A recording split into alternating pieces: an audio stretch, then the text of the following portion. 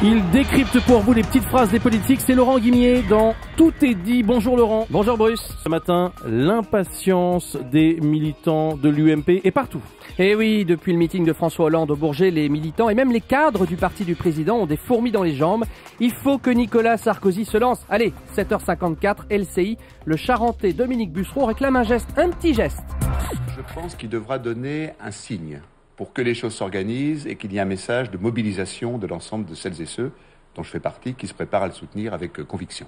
Eh bien, au même moment, sur une autre chaîne, c'est peut-être un sacré signe qu'a donné Claude Guéant, le ministre de l'Intérieur, évoque la candidature du président. 7h52, iTélé, Sarkozy candidat. Ce sera dans 5 semaines.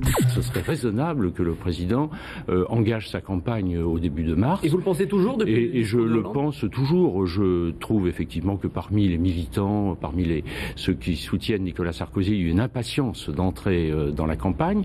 Cela étant, il est président jusqu'au bout. Vous avez remarqué, Claude Guéant parle au futur et sans la précaution traditionnelle si le président décide d'être candidat. Ça, c'est fini. Guéant a donc le pied sur la pédale de l'accélérateur. Juppé, lui, préfère dire « il n'y a pas le feu au lac ». Et même face au sondage très très mauvais pour Nicolas Sarkozy, le ministre des Affaires étrangères ne s'alarme pas. 7h50, Canal+, Juppé en a vu d'autres. Vous savez, il ne faut pas se laisser impressionner par les sondages. Je vais raconter un petit souvenir. Au mois de janvier 1995, j'étais au milieu de 10 journalistes au Quai d'Orsay qui m'expliquaient que Jacques Chirac était cuit et qu'il ne serait jamais élu président de la République. Et voilà. Et oui. Et il n'y a pas qu'à droite qu'on souhaite la candidature Sarkozy, mais pas pour les mêmes raisons forcément. 0h16, France 2 hier. Manuel Valls, Sarkozy candidat début mars, ça vous suffit donc pas? Alors qu'il le soit vraiment. Parce qu'il y a quelque chose d'hypocrite que de se cacher derrière la fonction. Il y a quelque chose qui n'est pas normal et qui, dans le débat démocratique, me gêne. Et on termine avec l'immense éclat de rire de la soirée sur Internet et sur les réseaux sociaux que nous procure Hervé Morin. Et oui, impossible de résister. Vous en parliez, Bruce, juste avant 7h sur Europe 1, la gaffe d'Hervé Morin lors d'une cérémonie de vœux dans le sud de la France. Le candidat du Nouveau Centre évoque la Seconde Guerre mondiale et le sacrifice de ceux qui ont débarqué d'abord en Provence et puis quelques mois plus tôt en Normandie, c'était le 6 juin 44. C'est une vidéo mise en ligne hier après-midi, 16h42, voici.fr. C'est le drame.